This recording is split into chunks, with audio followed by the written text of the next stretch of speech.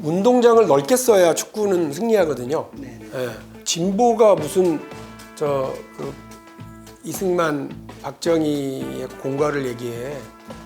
이렇게 얘기하는 분들 있잖아요. 이른바 진보팀이라고 치더라도 골을 넣으려면 운동장을 넓게 써야지. 난 진보팀이니까 왼쪽 사이드만 계속 돌파하려고 그래. 그럼 수비하기가 얼마나 좋아요. 골 못 넣죠. 운동장을 넓게 써야 된다.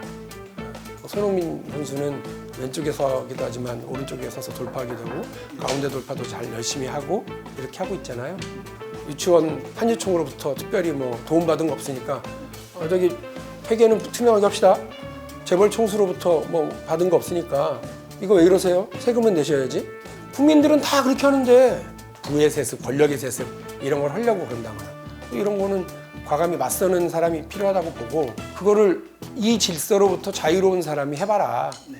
그럼 진짜 제가 할 수 있는 거라고 좀 봐요. 실제로 대선에 나오실 생각입니까? 고민하고 있고요.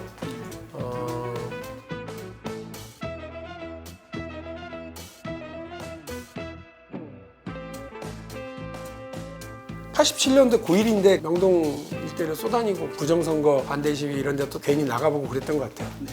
본인이 그런 성향이 어떻게 생기게 됐죠? 집안에 아니요. 내립니까? 아주 평범한 집안입니다. 그리고 아버지는 대공과 형사셨고 보수적인 분은 아니었는데 네. 이제 그런 뭐 무슨 깨어있는 집안 이런 거는 절대 아니었고 본격적으로 정치에 입문하게 된 동기는 어떤 게 있었어요? 기아 민중후보 무소속이죠. 선거운동을 하는데 92년 대선 준비 모임이라고 하는 걸 만들고 민중후보 백교한 학생 추대위원회 위원장 맡고 그거는 제가 좋아서 한 일이고 정말 중요한 가르침은 선거 결과와 그 다음날 모 신문에 난 사설이었어요. 1.2%인가를 받았어요. 백교환 선생이. 그 충격이었죠. 아니 어떻게 우리가 이렇게 옳은데 토지를 농민에게 공장을 노동자에게 권력을 민중에게 라고 하는 구호를 가지고 인권과 차별 그리고 반노동적인 이런 나라를 바꾸겠다고 약속을 하고 막 하는데 어떻게 1.2%야. 도대체 국민들이 어떻게 무슨 문제가 비판적으로 국민을 원망하고 있는 충격적인 상황에 이틀인가 지나고 나서 동아일보에 사설이 그러니까 대선 평가가 나와요. YS는 자기의 호언 장담대로 호랑이 굴에 들어가서 호랑이를 잡았다. DJ는 다시 국민의 선택을 받는데 실패하고 정계를 떠났다. 뭐 이쪽이 있는데 백교환 후보는 어느 사회에나 있는 불만 세력이었을 뿐임을 확인하였다 이렇게 나와요. 얼마나 창피하든지 진짜. 나는 내가 혁명을 하는 줄 알고 있었는데 그냥 불만 세력으로 딱 저렇게 얘기해도 할 말이 없게 1.2%밖에 안 나온 거잖아요. 그러니까 이게 뭘까? 근데 오래 걸리진 않았어요. 그 깨달음을 얻는데. 아니 그럼 누가 도대체 국가 권력을 위임하는데 선거 때 반짝 나와가지고 내가 당신들 편이다라고 얘기하는 사람을 찍습니까? 그럼 방법이 뭐야?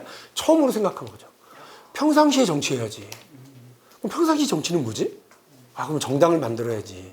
제대하니까 97년 2월, 97년 12월에 대통령 선거. 그 대통령 선거를 하려고 준비한다는 데를 막 이렇게 막 살펴보고 하면서 권영길 후보랑 같이 대변인실의 언론부장이죠. 그때 26살, 27살이니까 그 선거를 끝나고 다 그 수백 명 모인 사람들이 다 흩어지는데 권영길이라는 사람이 너무 멋있는 말을 하는 거예요. 진짜로 진보정당을 만들어보자. 그 한 방울 물방울이 똑똑똑 떨어지면 그 자리에 홈이 파이고 구멍이 난다. 첫 번째 한 방울이 내가 될 테니까 두 번째 한 방울, 세 번째 한 방울 같이 해볼 생각 없냐. 그 13명 모아놓고 얘기하더라고. 13명. 그래서 민주노동당을 창당하는데 네. 역할을 하셨죠. 네. 그렇습니다. 네. 이제 29살 나이에 첫 국회의원 나가서 기호번. 네네. 그때 뭘 느꼈습니까? 그때는 세상을 바꾸고 싶은 생각만 있었죠. 세상을 어떻게 바꾸고 싶었어요? 정치를 통해서 바꿔야 된다고 생각을 했어요. 혁명이 아니라. 그래서 20대 국회에 몇 가지 빛나는 일을 했죠. 대중적인 인기도 얻을 수 있는 예를 들자면 유치원 3법 또 삼성 결국 거기에 포커스가 된 이유는 뭐였어요? 인기를 끌을 거라고 생각하고 한 적이 없고요. 네. 죽을 거라고 생각할 수도 있었죠. 그러니까 뭐 우리나라에서 제일 센 사람들이 누구? 재벌 총수들이죠. 큰 정치 안 하고 기업이나 옥죄다. 너 그러다가 너 이렇게 뭐 공천이나 받겠냐? 생각이 비주류냐? 이런 얘기를 들으면서 민주당의 이른바 이 주류 당원들 이런 분들한테 어떻게 하면 박수 받고 주목받고 일 잘하네 이렇게 얘기할 수 있는 거를 알죠. 그러나 그거보다 정치가 해야 될 일, 그리고 민주당이 해야 될 일, 그리고 박용진이 해야 될 일을 분명히 하려고 하고 그것이 바깥으로 사람들에게 표현이 됐을 때 그러니까 이견이 오고 비판과 비난이 몰려오고 그러는 걸 알죠. 최근에 뭐 이승만, 뭐 조선일보 행사 참석해갖고 당내에서 많은 항의를 받았습니까? 어떻습니까? 직접 받는 입장은? 저는 우리 사회가 분열에 맞서서 통합을 추진해 가야 된다라고 하는 거. 근데 이 일의 핵심은 미래를 향해서 가는 정치가 해야 되는 일이라고 봐요. 진영 논리에 맞춰서 상대를 비판하고 조롱만 하면 설득이 필요할 때 어떻게 설득을 할 수가 있겠어요. 저는 민주사회에서 개혁이라고 하는 건 그 선동이나 공격으로 되는 게 아니라 설득을 통해서 합의를 통해서 되는 거라고 보거든요. 근데 이 일을 제가 처음에 시작했느냐? 아니죠. 가장 앞서서 보여주신 분은 김대중 대통령이죠. 본인을 죽이려고 했었던 그 세력과 손잡고 정권을 창출해냈죠. 본인을 죽이려고 했었던 박정희 대통령의 기념관을 위해서 예산을 배정을 했죠. 노무현 대통령 자기를 탄핵시킨 세력들을 그 대연정의 대상으로 삼고 그게 다 욕먹는 제안이었어요. DJ 피연합도 지지층한테 욕먹고 그다음에 대연정도 지지층한테 욕먹죠. 그러나 이러한 제안과 이러한 과감한 정치적인 시도가 저는 그야말로 용기 있는 일이었다고 보고 그게 지도자의 길이라고 보고 정치의 역할이라고 보니까. 그러니까 40대 기수로 대한 그런 얘기를 들으면 본인의 생각은 어떻습니까? 40대 기수 이런 의미보다는 시대 교체를 하지 못하는 세대 교체가 무슨 소용이 있겠어요. 나이만 젊은 사람이 무슨 의미가 있어요. 세습되는 재벌 시대가 아니라 창업하는 혁신 창업의 그러니까 혁신 창업가들의 시대가 열려야 된다고 봐요. 기득권 질서 그 패러다임에 젖어 있지 않아야죠. 그로부터 자유로워야죠. 그래야 얘기하는 거죠. 유치원 한유총으로부터 특별히 도움 받은 거 없으니까 저기 회계는 투명하게 합시다. 재벌 총수로부터 받은 거 없으니까 이거 왜 이러세요? 세금은 내셔야지. 국민들은 다 그렇게 하는데 부의 세습, 권력의 세습 이런 걸 하려고 그런다거나 이런 거는 과감히 맞서는 사람이 필요하다고 보고 그거를 이 질서로부터 자유로운 사람이 해봐라. 그럼 진짜 제가 할 수 있는 거라고 저는 봐요. 실제로 대선에 나오실 생각입니까? 고민하고 있고요. 제가 아까 정치는 자임하는 거라고 그랬잖아요. 근데 자임으로만 되는 게 아니라 또 거기에 맞게 뭔가 호명이 돼야 된다고 생각을 해요.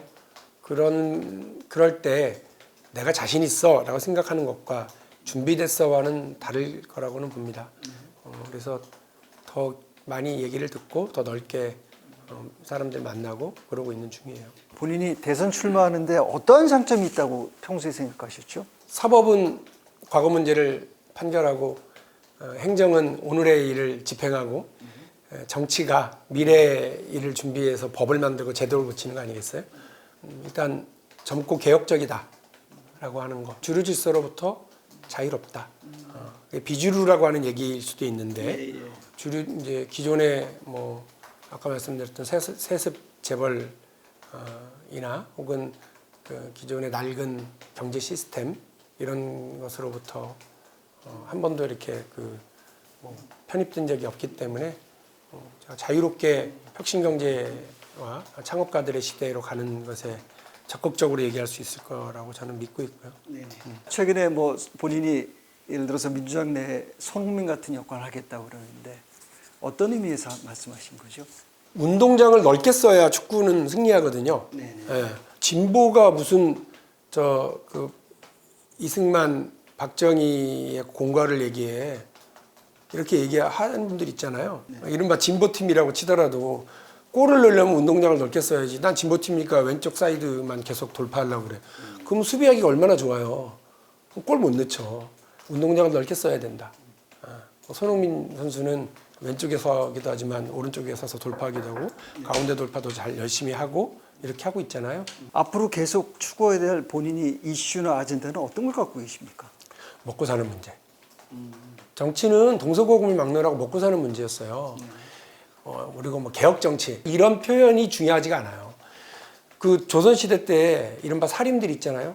선비들이 내걸었던 조광조가 내걸었던 그 정치의 핵심이 도학 정치예요. 도학. 아름답고 숭고한 그 선비의 성리학의 세상을 실현시키겠다고 했는데 먹고 사는 문제에 아무런 변화를 못 만들어냈지 않습니까?